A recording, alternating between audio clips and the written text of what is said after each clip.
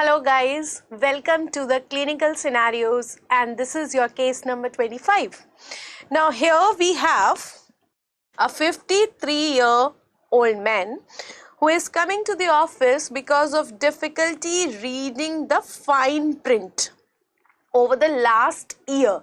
So that means it is gradual and basically there is a problem in near vision because the person is not able to read the fine print.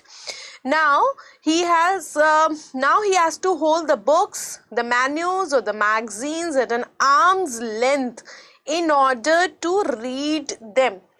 So how will you perceive this? They are saying that now he has to hold the magazines or the books at an arm's length. So usually it is more than what we require for reading. For reading we require at least 25 centimeter, 30 centimeter, but he is not able to read this fine print and he has to take it back at an arm's length, only then he is able to read it. He has never had visual problems before. So, past history is insignificant, but now he is having a problem. So, that is actually relating that he does not seem to have much problem. There is no pathology as such. Something which is related with the physiology or aging procedure, that is now not able to read the fine print from a near distance and he has to take it back. Which of the following is the most likely abnormal in this patient? What is abnormal in this patient? So your options are cornea shape, lens elasticity, lens opacity and the macula. So let us see what these options can be relating to. If I say that there is a problem in the shape of the cornea, then you know that the cornea is the most important refractive surface. Cornea is most important refractive surface. So if I have a problem with the shape of the cornea, what I can have? I can have the astigmatism. Then the patient will have astigmatism due to the irregular surface. There will be difference in the power of the patient in the two principal meridians, that is called as astigmatism. Second is your lens elasticity. Now when there is problem with the elasticity of the lens, what has happened? The lens is not able to accommodate, it is not able to change its position, then the person will have presbyopia. This person will develop presbyopia. Third is lens opacity. So if a patient has a lens opacity, then this patient can develop the cataract. Lens opacity is cataract. And what happens in cataract? If a person has a cataract, then most important thing is frequent change of glasses. Then this patient will have frequent change of glasses. Now when I do not say the type of glass and I am saying just the frequent change of glasses, that means I am talking about the distant glasses. So basically there is a change because of the change in the refractive index of the lens. What is happening? We have a frequent change of glasses, so there we have a problem more in the distance vision. And apart from this, what are the other complaints a patient have? If he has a cataract, then he will be complaining of the glare. Then he can complain of uniocular polyopia. Then he will complain of uniocular polyopia and also the colored halos. So the problems are really different if the patient is having the cataract. Polyopia means he starts seeing multiple images due to the uneven refraction coming from the opacification of the lens. Then they say macula. So if the patient is having some problem with the macula, what is the age of the patient? He is a 53-year male. So what problem can we suspect? This patient can have ARMD, though it is more common after 60 years of age.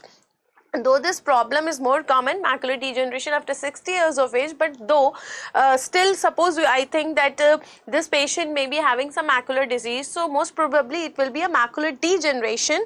And in cases of macular degeneration, this patient will have a problem in the central vision and not per se the near vision.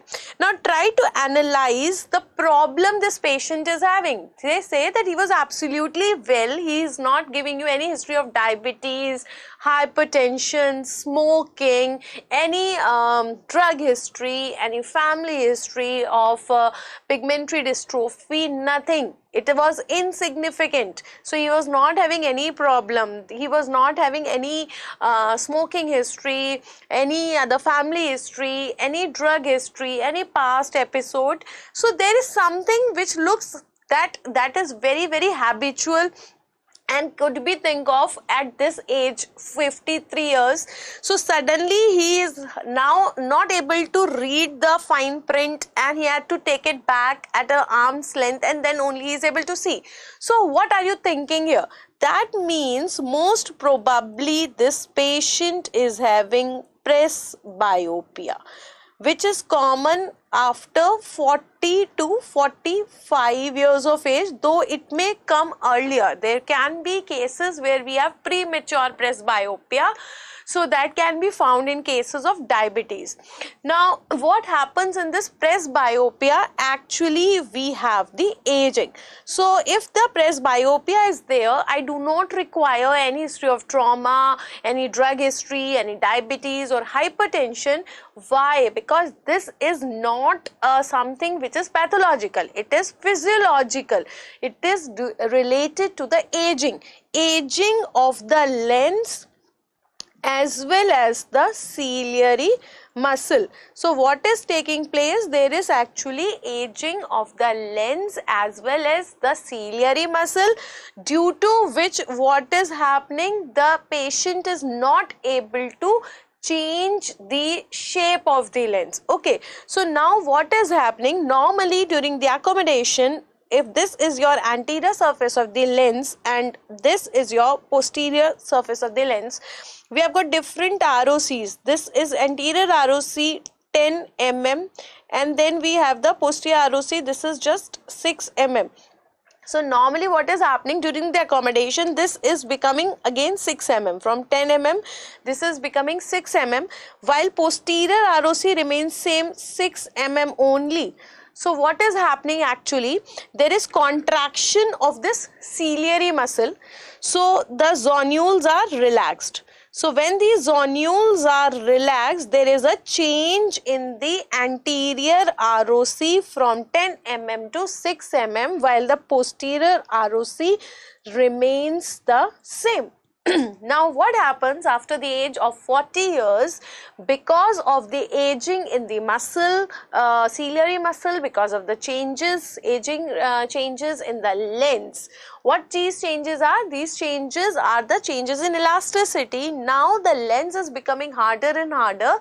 So lens is not able to change its anterior ROC, which was required for accommodation. Now the accommodation is not taking place. So there is actually what you called as insufficiency. This is leading to the insufficiency of the accommodation. So there is a physiological insufficiency of accommodation that is taking place. A very, very important thing is that this is actually physiological. So we have the physiological insufficiency of accommodation taking place. So the anterior surface is not changing now, patient not able to accommodate, and therefore he is not able to read the near things. So what option would be correct here? So here the person is not having any problem with the astigmatism. He is not able to see the distorted things, or he is having the clear vision in one particular meridian, which happens in cases of astigmatism. Therefore, it is not a case of corneal shape. If you think about macula, he is not having a problem in the central vision. Macula means central vision. Okay. Then he is not having the cataract. Cataract changes will be visible also, right? Then he will be having more problem with the night driving. He must be having colored halos, floaters, generalized blurring of vision also. He will have a problem in the distance vision also. And most common cataract is a cortical cataract. Now, which kind of cortical cataract? Cuneiform. And in cuneiform, what happens? In the cuneiform variety of cataract, you have the opacities, wedge-shaped opacities in the periphery. So whenever the pupil is dilated and the central area is not there, and the rays are passing through the periphery also, you will always have a problem because opacities are peripheral here. So this kind of a patient will always present with the night blindness, or I can say clumsy vision during the dim light. So these complaints are not there. So that means this patient is having a problem with the elasticity of the lens due to the changes, due to the senile changes in the aging. There is a problem with the elasticity. The patient is not able to accommodate, and that is why he is not able to see the near objects or the fine print. Alright. In case of any doubt, you want to give any feedback, your any valuable suggestions, advice, any query, you can always contact me on these social media platforms. You can visit my Facebook page. You can be a part of the Facebook group, Our Large Family.